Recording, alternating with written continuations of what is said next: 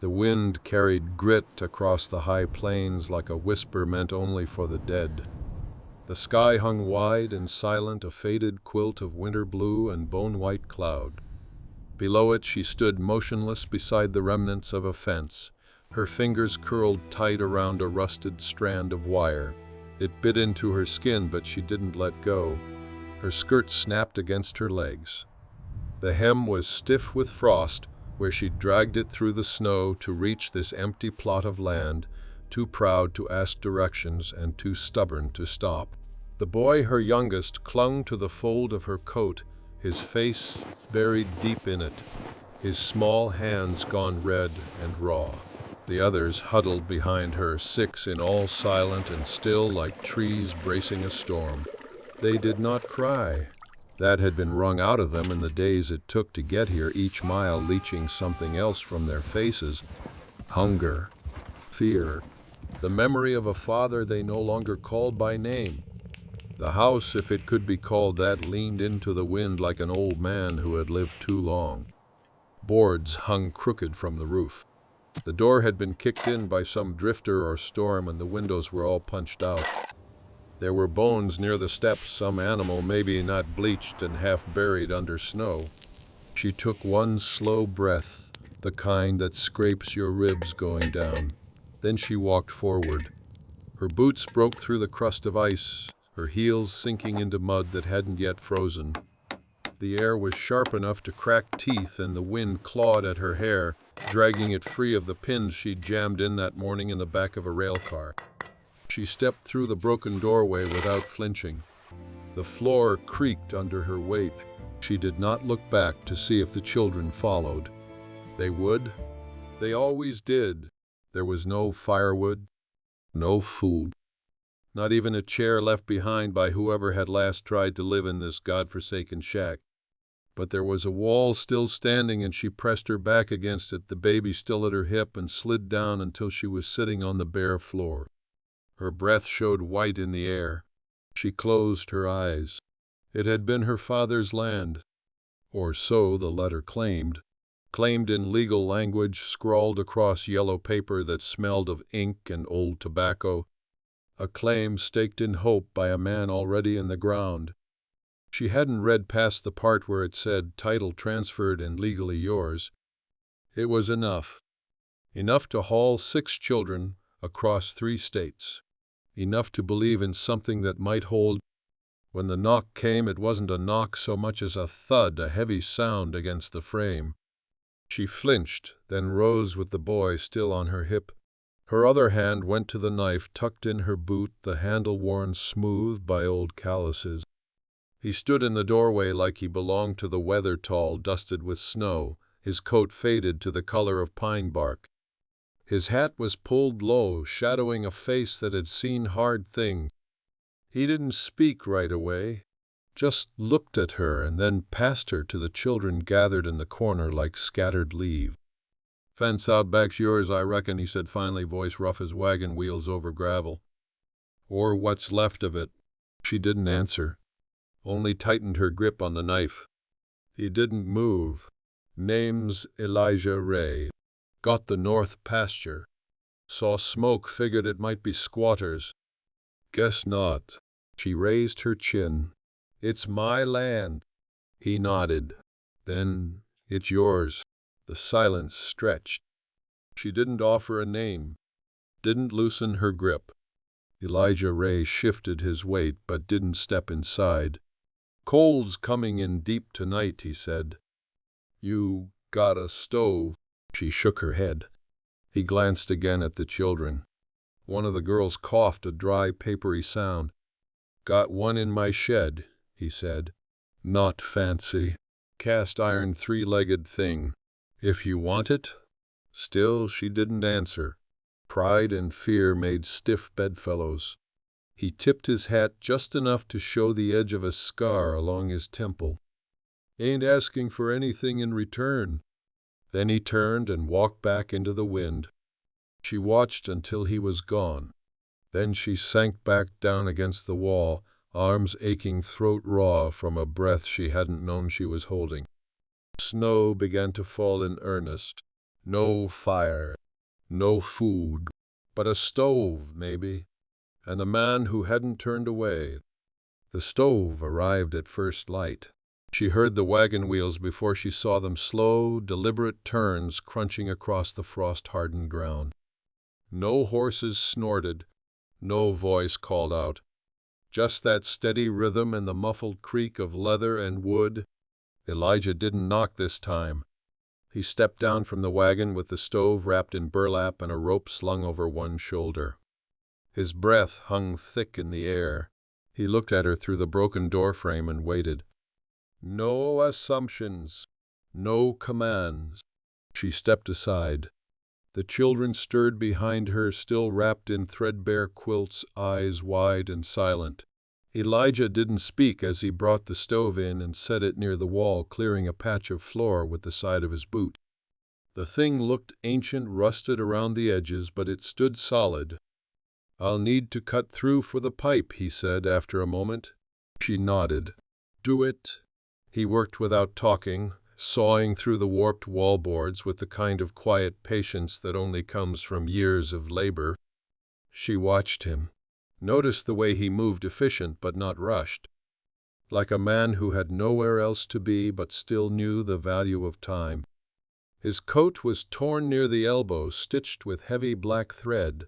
His hands were red with cold, and there was dirt caked under his nails. When the stove was set and the pipe run clean through to the outside, he left again without ceremony. This time, though, he returned before midday with a small pile of firewood bundled in the wagon bed. "Enough to warm the room," he said, stacking it by the door. "I can bring more next week." She didn't thank him, but she didn't stop him either. That night the fire cracked and hissed inside the cast-iron belly of the stove, and for the first time since crossing the border into this empty state, the children slept without shaking. She sat beside them, legs folded under her, and watched the shadows flicker across the ceiling. She hadn't told them they were staying. Not yet. The land might not hold. The house might not last through winter, but it was something. A roof, a fire, a stranger who hadn't asked her name but had offered warmth anyway. The next day she found the well. It sat crooked behind the house, buried under snow and bramble, the handle rusted solid. She hacked through it with an old hatchet-clearing brush, her hands blistering inside thin gloves. When the handle gave way with a shriek, she let out a breath and tasted iron on her tongue. Water came up black at first, then clear. She taught the older ones how to boil it. They slept close every night, piled in a heap of limbs and sighs. And when the wind screamed through the cracks, she whispered the names of trees and rivers, of places they'd never seen but might yet. He came again that Friday, this time with a sack of potatoes and a worn book of Psalms. "Don't know if you read," he said, setting the sack down, "but I figured someone might." She took the sack, didn't look at the book. "We read," He looked at her then, the way a man studies weather, with caution and wonder both. She met his eyes. "You looking for something?" He shook his head. "No, ma'am." But he didn't leave right away. Instead, he walked to the fence line and stood there, staring out across the snow-covered field like he'd lost something in it long ago. She watched from the doorway. He didn't move for a long time. Later, she found the book on the steps. No note. No expectation. By the third week, she started fixing the windows. There was no glass to be found, but she nailed wood over the worst ones and sealed the cracks with cloth and mud. The eldest girl helped, hammering in crooked nails with all the quiet fury of a child trying to forget. The girl didn't ask why they were here. None of them did. It was enough that their mother worked from morning until the last blue sliver of light disappeared behind the hills. Enough that her hands bled and her back ached, and still she rose. Elijah came when he could. Sometimes with supplies, sometimes with nothing at all. He didn't push, didn't hover, just stood by the edge of the field, sometimes whittling wood, sometimes smoking a hand-rolled cigarette, and waited until she was ready to speak. One day she did. "You married?" she asked, not looking up from the logs she was stacking. "No," he said. "Why not? War made a mess of me. Didn't seem fair to ask someone to carry it." She didn't answer. Just kept working. "You—" She paused. "Buried him in Kansas. Would buried him sooner if I could." He said nothing for a long time. "Then that why you're here?" She nodded.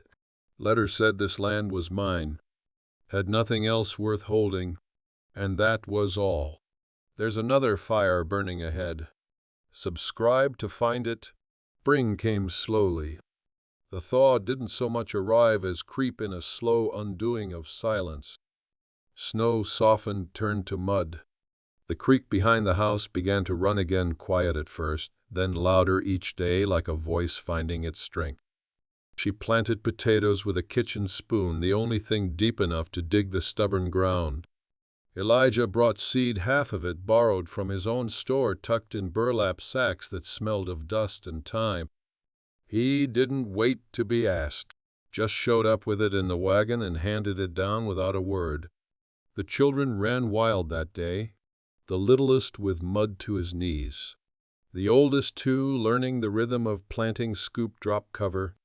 Elijah watched them from a distance, hat pushed back on his head.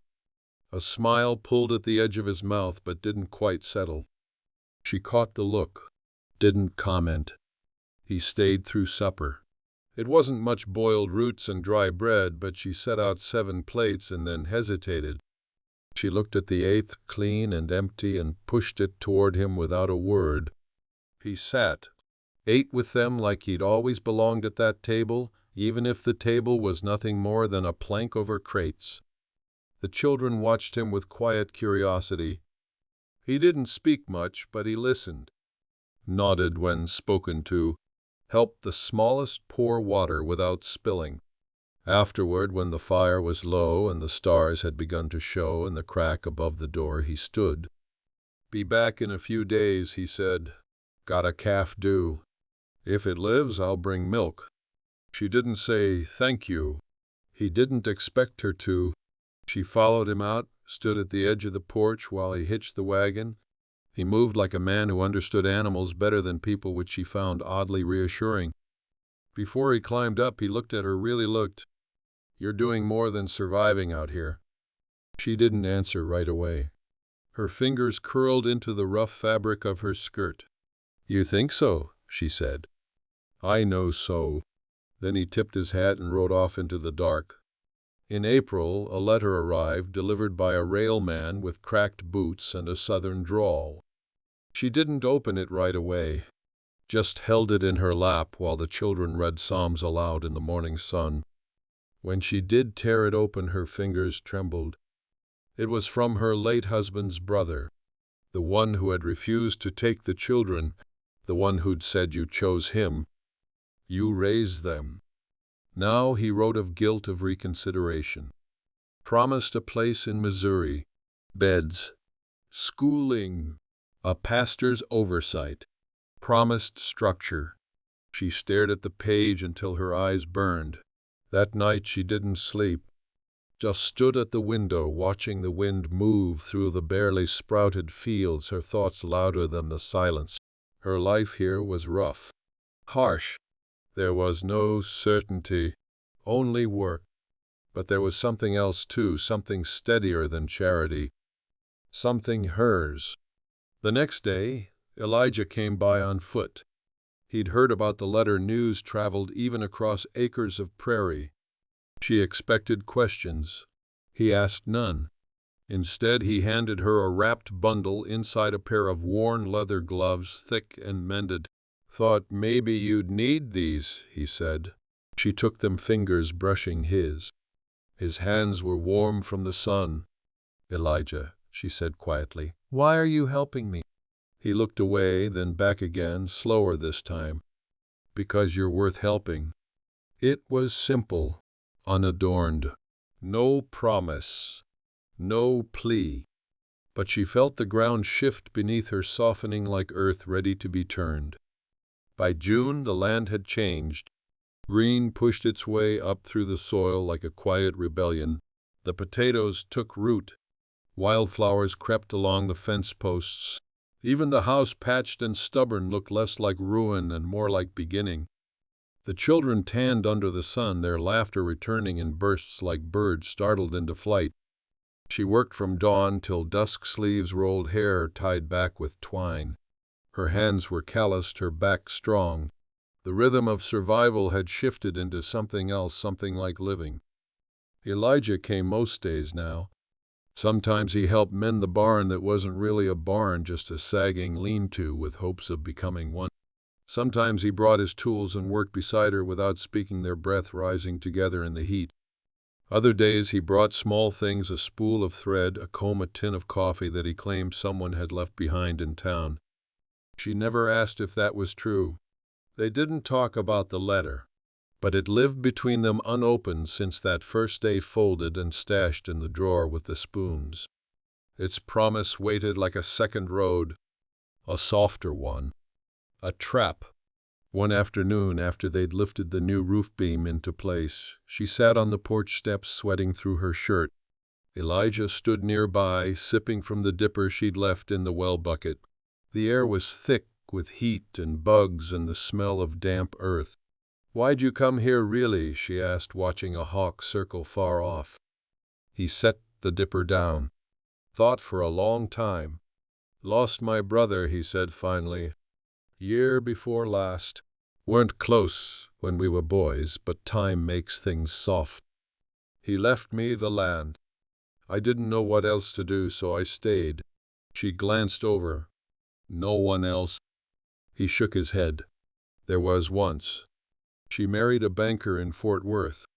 Said I didn't know how to dream." She didn't smile, but her lips twitched. "Do you?" she asked. He looked at her, then steady. "Every day now." She looked away, heart pounding in a way that made her angry. At him. At herself. At how easy it had become to need the shape of him nearby, the quiet of his voice in the dust. "You don't owe me anything, Elijah. I know that. Then why are you still here?" His boots creaked as he took a step closer. Not close enough to touch, but close enough that she could feel the heat coming off his skin. "Because when I wake up, this is the place I want to walk toward." That night, after the children were asleep and the moon hung low and yellow over the horizon, she pulled the letter from the drawer, held it over the stove flame until it caught, blackened, disappeared. She watched the ashes fall into the iron belly the way fire always asked for more. Then she opened the door and stepped outside, barefoot in the warm dirt. Elijah stood at the edge of the field, lantern in hand, waiting. She didn't speak, just walked until she was beside him, the firelight behind her, the wide open world ahead. The rains came in July. Hard, fast storms that rolled in from the west, flattening the fields and flooding the creek in one night. The roof held barely, but the lean-to collapsed under its own weight, taking with it a stack of dried kindling and one of the boys' hand-carved whistles. She found it days later, half buried in the mud, and tucked it in her pocket like something sacred. Elijah came the morning after the worst of it, his coat soaked through, hat dripping. He didn't knock, just stepped inside and looked around. The children were wrapped in blankets, quiet but calm. The fire burned low, the last of their dry wood hissing. "You all right?" he asked. She nodded, though her hands trembled from more than the cold. "We'll manage." He set down a satchel. Inside were matches, beans, and a pair of wool socks. "Roof's holding," he said, tipping his head toward the ceiling. "Looks like you did it right." She glanced at him. Mud streaked his jaw, and his boots left wet prints across the floor. He looked worn to the bone. "Sit down," she said. He did. She poured the last of the coffee into 2 cups, watered down and bitter but warm. He took his without complaint. They sat in silence, listening to the rain tap against the windows, the soft rustle of children sleeping against each other. "I used to like storms," she said, not looking at him. "Back when someone else was responsible." He gave a faint grunt of agreement. Now they just feel like tests. He stared into his cup. Life out here is nothing but that. Weather, hunger, memory. You learn to take the hits. She looked at him then, something fragile moving behind her eyes. And if you can't, then someone helps you up. In August, a man came looking. He rode in from the east, dust-covered and tall, with a preacher's mouth and a lawyer's coat. Said his name was Silas Moore. Said he'd been sent to resolve a mistake. Elijah was already at the house when the man arrived. He stepped forward when the stranger tried to dismount, not hostile but solid. Moore looked past him. Saw her standing in the doorway with her arms crossed. "I'm looking for a Mrs. Edith Price." "You found her," she said. The man cleared his throat. "I regret to inform you the deed was issued in error. There's another claimant, direct blood, and under state law precedence falls to him. I'm afraid you'll need to vacate by the end of the month." The world went still. Elijah didn't speak. Neither did the children who had come to the edge of the porch, quiet and unmoving. Edith stepped forward. "You want me to pack up 6 children and walk away from land I've worked with my own hands?" "It's not a matter of fairness," Moore said, smoothing his coat. "It's legality." She looked at him for a long time. Then she turned to Elijah. "I'm not leaving." He nodded. "Then neither am I." Moore frowned. "You'll be trespassing." Elijah stepped closer. "And you'll be harassing a widow and her children on land no one gave a damn about till she made it bloom." Moore didn't reply. Just mounted his horse and rode off without a backward glance. They stood there in silence, the wind dry and sharp around them. "What now?" she asked. Elijah's eyes never left the road. "Now we fight." They didn't have lawyers. They didn't have money. What they had was land dug and tilled and loved into something barely surviving, and a woman who refused to run again. The next morning Elijah rode into town. When he came back he brought others.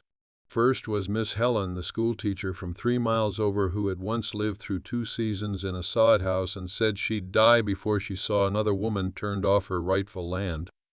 Then came Luther Green, whose son had played with one of her boys before the flood took their cabin. He brought tools, nails, and a bucket of eggs he said were too many for his hens to sit. One by one the valley folk showed up. Quiet folk, mostly heads down, hands rough with work. They didn't speak in protest or carry signs. They showed up with shovels, with flour, with fence wire. They came not because they were asked, but because they remembered what it felt like to lose everything. Elijah stood with her when they set posts along the back field, his hand brushing hers as they worked. "Didn't expect help," she said, voice low. "You earned it," he replied. At night she lay awake and listened to the sound of Elijah's axe splitting wood outside. A rhythm. Steady. Comforting. The next week, Moore returned. He didn't come alone this time, brought the sheriff with him, a man with tired eyes and a look like he'd rather be anywhere else. Moore dismounted first, all polished boots and stiff shoulders. "We gave you time," he said. Edith stepped forward, her boots caked in dust, dress pinned at the sleeves. "You gave me warning, not reason." Moore turned to the sheriff. "You'll remove them." The sheriff looked at her, then at the children now standing behind her, solemn and still. Finally his gaze landed on Elijah. "Where's the other claimant?" the sheriff asked. Moore's jaw clenched. "He's delayed. Still east. But he has rights." The sheriff let out a slow breath. "When he gets here, we'll talk. But until then, I'm not dragging a woman and 6 children off land she's feeding and fixing." Moore's face colored. "That's not your call." The sheriff glanced at the crowd gathered near the fence line, dozens now. Silent, watchful. "It is today," he said. Moore turned to Edith, fury flickering beneath his polished calm. "This isn't finished." She met his eyes unblinking. "No, it's not." He turned and rode off. That night, Elijah stayed late. Too late to pretend he wasn't staying. They sat on the porch, stars overhead, the wind cool against their skin. He handed her a small cloth bundle, inside a single gold ring, worn smooth, the kind a man passed down, not bought new. "It was my mother's," he said. "If it's too soon, I'll wait." She looked at it, then at him. "I'm not leaving," she said. His throat moved as he swallowed. "I know." She reached out, her fingers brushing his. "I don't want safety. I want roots. I want hard days and full nights. I want this land, these children, and you, if you'll stay." His voice was rough. "I've already stayed." She took the ring and slid it onto her finger, where it fit like it had always waited. The porch creaked beneath them. Inside, the fire still burned.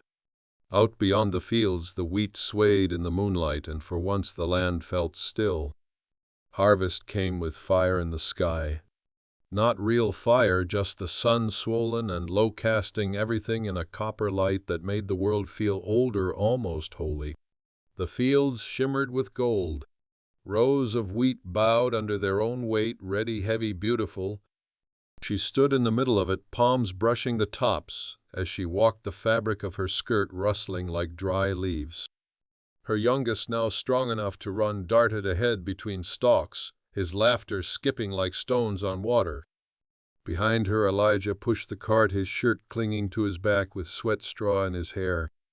He'd taken to calling the wheat their stubborn children, and she'd laughed the first time, surprised at how easily the sound had come. It still caught her off guard. Joy.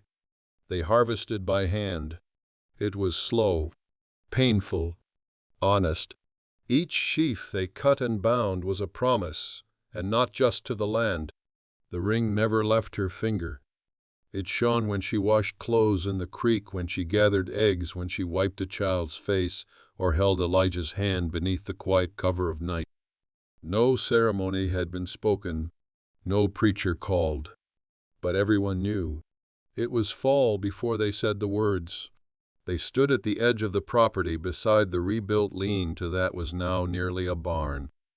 Her hair was pinned, her dress plain. His boots were scuffed, hat tucked under one arm. The children stood in a row behind them, scrubbed and fidgeting. Helen read from the Psalms. Elijah held her hands. "I don't bring you a fortune," he said, voice rough from work, from nerves. "But I bring you a home, a pair of shoulders, and every part of myself that's still good." She didn't cry, but her mouth trembled. "I bring you 6 children," she replied, "and a woman who doesn't know how to be soft but wants to try." The sun set behind them as they kissed. Brief, firm, real. And when the crowd clapped, it wasn't loud. It was warm. The kind that swells from the chest and says, "Yes, this is right." Winter came early that year, but it didn't bite so hard. The house was stronger. The walls sealed. There was food stacked in jars on the shelves, a cradle Elijah had built by hand beside the stove. Her belly swelled under her apron, life stirring again, unplanned, but not unwelcome. The legal threat never returned. Word came in a letter addressed in cold-clipped script. The other claimant had withdrawn his case. Too much trouble, too little to gain. More never came back. She read the letter once, then burned it in the same stove that had kept them alive that first brutal night. They didn't speak of it again. On the last day of the year, Elijah found her standing by the creek, the baby stirring inside her, snow clinging to her boots. He wrapped his coat around her from behind. "Cold," he murmured. "Not like before," she said. He pressed a hand to her stomach. "No, not like before." The trees were bare. The earth asleep, but deep beneath the frost roots held strong waiting. She turned in his arms and looked up at him, her voice quieter than wind. "We made it." He nodded, forehead against hers. "And we'll keep making it." They stood that way for a long while, wrapped in each other, in the land, in the life they'd stitched together from scraps and silence and second chances. Behind them smoke curled from the chimney and children's voices rose in song, off-key and bright. A home, a future, and nothing left to run from. One tale ends, another begins. Subscribe and stay.